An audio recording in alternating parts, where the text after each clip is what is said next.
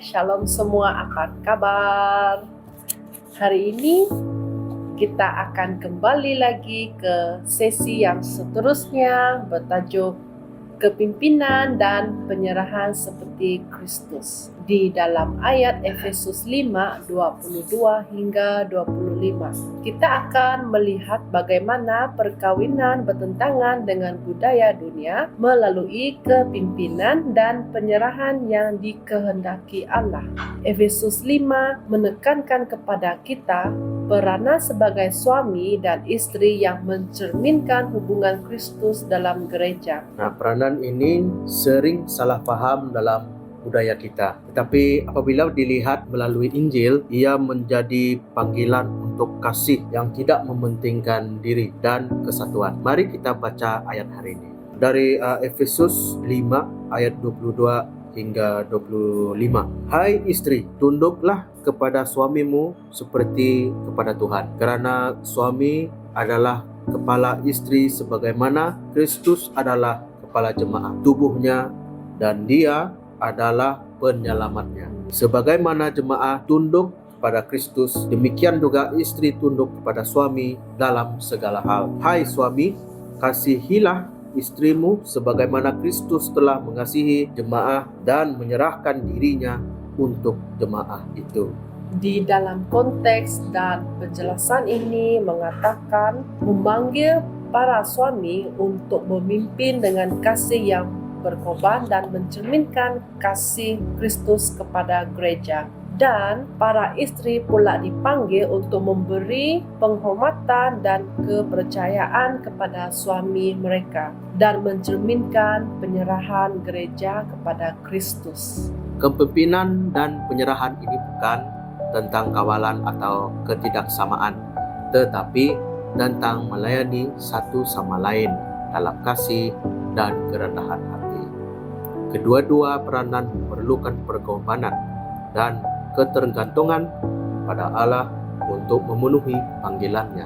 Bagaimana Anda melihat peranan Anda dalam perkawinan Anda? Suami, adakah Anda memimpin dengan kasih yang berkorban? Dan sebagai seorang istri pula, adakah Anda memberi penghormatan dan kepercayaan? Di dalam konteks ini, saya akan memetik 4 perkara yang harus dihindari supaya kita dapat memelihara keutuhan di dalam rumah tangga. Yang pertama, jangan merendahkan dan merasa lebih hebat dari pasangan Anda. Amsal 29 ayat 33 mengatakan, keangkuhan merendahkan orang, tetapi orang yang rendah hati menerima pujian. Yang kedua, jangan suka menjelekkan pasangan kita. Ini sangat penting. Di dalam 2 Timotius 3 ayat 3 mengatakan, tidak tahu mengasihi, tidak mau berdamai, suka menjelekkan orang, tidak dapat mengengkang diri,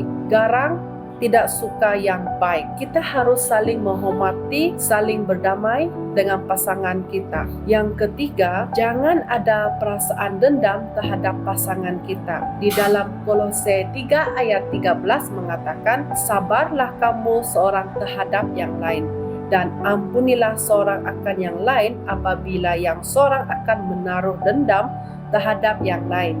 Sama seperti Tuhan telah mengampuni kamu, kamu perbuat jugalah demikian. Di dalam hal-hal ini, kita harus belajar untuk menghormati pasangan kita, baik pun itu di dalam pergaduhan, dan kita sebagai istri ataupun suami, kita harus belajar untuk bertolak ansur dan merendahkan diri dan belajar untuk mengampuni di dalam kesalahan masing-masing.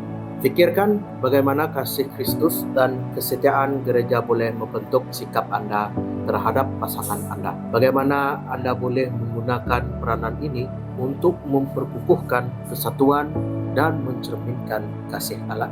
Nah, hari ini saya juga ingin memberi langkah tindakan. Ada 2 langkah tindakan yang saya kongsikan pada hari ini adalah yang pertama, suami, cari satu cara untuk menunjukkan kepimpinan yang melayani minggu ini. Dan istri pula, kenal pasti satu bidang di mana Anda boleh menunjukkan kepercayaan kepada kepimpinan suami Anda. Dan yang kedua, luangkan masa untuk berdoa bersama, meminta Allah membantu Anda menghormati peranan masing-masing. Saya ingin menutupkan dengan doa. Allah, terima kasih atas rancangan-Mu untuk perkawinan. Tolong kami mencerminkan kasih dan kerendahan hati Kristus dalam peranan kami, menghormati dan melayani satu sama lain seperti yang Engkau kehendaki. Dalam nama Yesus kami berdoa, sama-sama kita katakan amin.